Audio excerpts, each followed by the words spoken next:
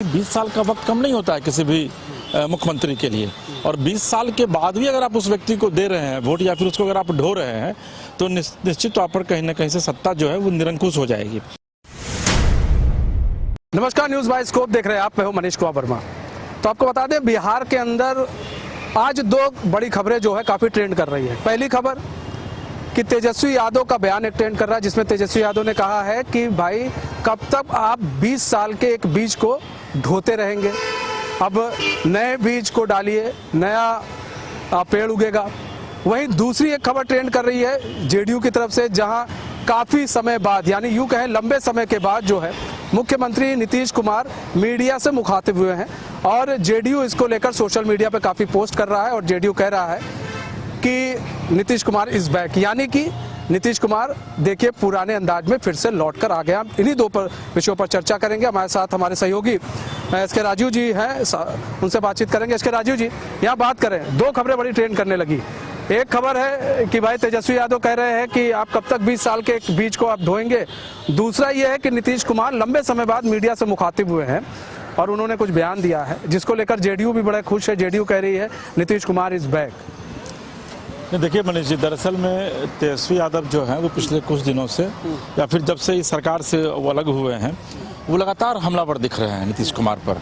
और देखिए आज जो उन्होंने बयान दिया है विधिवत मीडिया में, उन्होंने कहा है कि भाई 20 साल बहुत होता है। देखिए ऐसे भी ये तय है मनीष जी कि सत्ता में अगर आप बने हुए हैं तो आप अगर लोकनायक को पढ़ेंगे, यानी कि लोकनायक जेपी को कभी आप पढ़ेंगे, तो उन्होंने कहा था कि किसी भी व्यक्ति के हाथ में 5 साल के लिए सत्ता दो।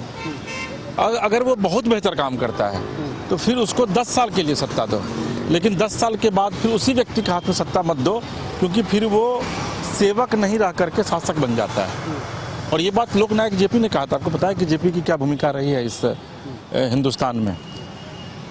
देखिए अब नीतीश कुमार के विषय में कहा जाता है कि नीतीश कुमार 2005 से लगातार शासन कर रहे हैं, यानी कि नीतीश कुमार मुख्यमंत्री का चेहरा नीतीश ही रहते हैं, मुख्यमंत्री नीतीश ही रहते हैं। लेकिन होता क्या है कि वो मुख्यमंत्री बदल जाया करते हैं। बीजेपी के साथ जब वो कंफर्ट फील नहीं करते हैं तो आरजेडी के साथ चले जाते हैं, आरजेडी के साथ कंफर्ट फील नहीं करते हैं तो वो बीजेपी के साथ चले जाते हैं। तो तेजस्वी यादव ने कहा कि भाई 20 साल का वक्त कम नहीं होता है किसी भी मुख्यमंत्री के लिए, और 20 साल के बाद भी अगर आप उस व्यक्ति को दे रहे हैं वोट या फिर उसको अगर आप ढो रहे हैं तो निश्चित तौर पर कहीं ना कहीं से सत्ता जो है वो निरंकुश हो जाएगी। और ये वजह है कि उन्होंने यह भी कहा है कि नीतीश कुमार की मानसिक स्थिति अब ठीक नहीं है और अब वो अलबल बयान देते हैं, अधिकारी जो है वो उनको चला रहे हैं। और ये तेजस्वी के लिए कोई नई बात नहीं है, तेजस्वी यादव अक्सर ये बातें कहा करते हैं। वहीं दूसरी तरफ आज देखिए कि नीतीश कुमार गया के दौरे पर थे और उन्होंने गया में लंबे समय बाद, मुझे लग रहा है कि लगभग 1-1.5 साल बाद वो अचानक मीडिया के सामने आते हैं, जब वो माइक देखते हैं और रुक करके वो बात करते हैं और विकास की बात करते हैं। जो युवा खेल जो शुरुआत हो रही है उसकी बिहार में, उसकी वो मॉनिटरिंग करने वहाँ गए हुए तो उस पर वो बात करते हैं, राजनीति पर बात करते हैं। तो जेडीयू अभी इस उत्साह में है कि भाई नीतीश तो बैक हो रहे हैं। फिर जो नीतीश कुमार पिछले कुछ दिनों से, पिछले साल, कई साल से, 1-2 साल से वो मीडिया के सामने आते नहीं, तो वो अचानक मीडिया के सामने उनका प्रकटीकरण हो जाता है।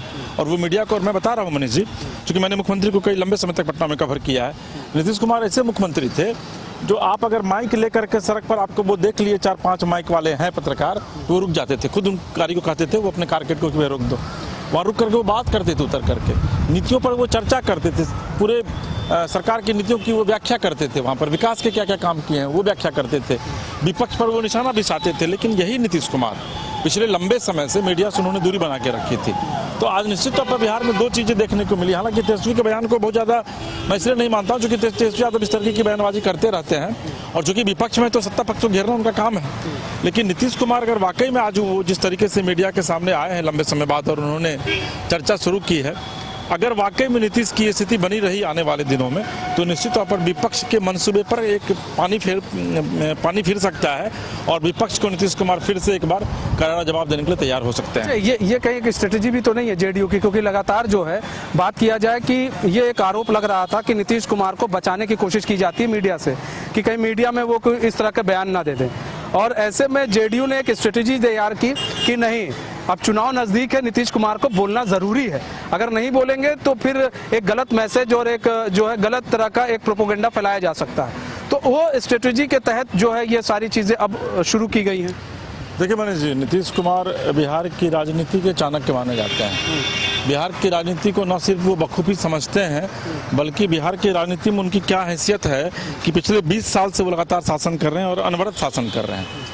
आप इस चीज़ का अंदाजा लगाइए कि नीतीश कुमार की क्या भूमिका है। पिछले कुछ दिनों से एक चर्चा यह थी कि भाई जेडीयू कमज़ोर हो रही है, क्योंकि नीतीश कुमार के बाद फिर जेडीयू में और अचानक एक खबर आई कि भाई नीतीश कुमार के बेटे निशांत जो है वो राजनीति में आ सकते हैं। फिर आप देखिए कि नीतीश कुमार ने उस मिथक को भी तोड़ने की कोशिश की और अपने कार्यकर्ताओं, अपने नेताओं के माध्यम से यह मैसेज दिलवाया कि भाई निशांत जो है वो राजनीति में नहीं जा रहे हैं। और अब नीतीश कुमार जिस तरीके से आज वो मीडिया के सामने आए हैं, खुल करके उन्होंने बातचीत की है, तो जेडीयू के साथ साथ ये एनडीए के लिए उत्साह भरी खबर है। क्योंकि अभी तक जो नीतीश कुमार बात कर रहे थे सार्वजनिक मंच से भी, अभी देखिए मधुबनी में जब मोदी के साथ उन्होंने मंच शेयर किया था तो वहाँ भी बहुत नपातुला उन्होंने भाषण दिया था। लेकिन आप उसके पीछे जाइए, तुम कभी मोदी जी को पैर छू के प्रणाम करने लगते थे, कभी महिलाओं को ऐसे पकड़ लेते थे। तो ये सब छवि विपक्ष कहीं ना कहीं से जनता को बताने की कोशिश कर रहा था कि भाई आपके मुख्यमंत्री की जो मानसिक स्थिति है वो अच्छी नहीं है। अब कम से कम नीतीश कुमार अब जब इससे बाहर निकल करके अब मीडिया के सामने आकर के बात कर रहे हैं और कैलकुलेटिव वो बात कर रहे हैं, एकदम टारगेटेड है कि क्या हमको बोलना है। तो ऐसी स्थिति में निश्चित तौर पर जेडीयू के साथ साथ एनडीए के लिए, बीजेपी के लिए अच्छी खबर है कि जिस नीतीश कुमार के चेहरे को बदौलत वो बिहार में चुनाव लड़ रहे हैं या फिर लड़ेंगे, वो मुख्यमंत्री उनका चेहरा जो है वो फिर से एक बार चुस्त दुरुस्त स्थिति में आ गया है। चुस्त दुरुस्त की स्थिति में आ गया और सही बात है और ऐसा होना भी चाहिए। देखिए यहाँ पर बात करें तो मुख्यमंत्री नीतीश कुमार, अब जेडीयू कह रही है नीतीश इज बैक, वहीं लगातार सरकार पर हमलावर हैं तेजस्वी यादव। तेजस्वी यादव के जो बयान है वो अक्सर इसी तरह के होते हैं। वो कटाक्ष जो करते हैं वो नीतीश कुमार को लेकर ही अक्सर करते हैं। वो बीजेपी पर उतना कटाक्ष नहीं करते जितना वो नीतीश कुमार पर करते हैं। आप उनके कोई भी बयान निकालेंगे, उन सारे बयान में आप देखेंगे। वही नीतीश कुमार भी अब धीरे धीरे मीडिया के सामने अब मुखातिब होने लगे, ये एक अच्छी खबर है और इससे जो है एनडीए को एक मजबूत स्थिति मिलेगी। लेकिन कुल मिलाकर अब देखना ये होगा, ये जो दोनों बड़ी खबरें हैं या तेजस्वी यादव का लगातार नीतीश कुमार पर जो लगातार बयान दिया जा रहा है वो उनको कितना फायदा पहुंचाता है, ये आने वाला वक्त बताएगा। और नीतीश कुमार जो अब मीडिया के सामने आ रहे हैं और खुले तौर पर अपनी बातों को रख रहे हैं, ये कितना एनडीए को फायदा पहुंचाएगा, ये भी आने वाले समय में पता चल जाएगा। फिलहाल मुझे और मेरे सहयोगी एसके राजू को दीजिए इजाजत और खबरों के साथ बने रहने के लिए देखते हैं न्यूज़ 22 को।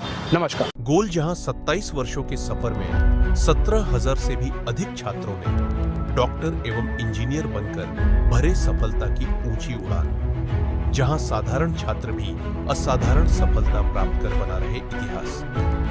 दूरदर्शी शिक्षाविद श्री विपिन सिंह के मार्गदर्शन में मेडिकल एवं इंजीनियरिंग के लाखों छात्रों के लिए आशा की किरण के रूप में गोल्ड रिजल्ट फैक्ट्री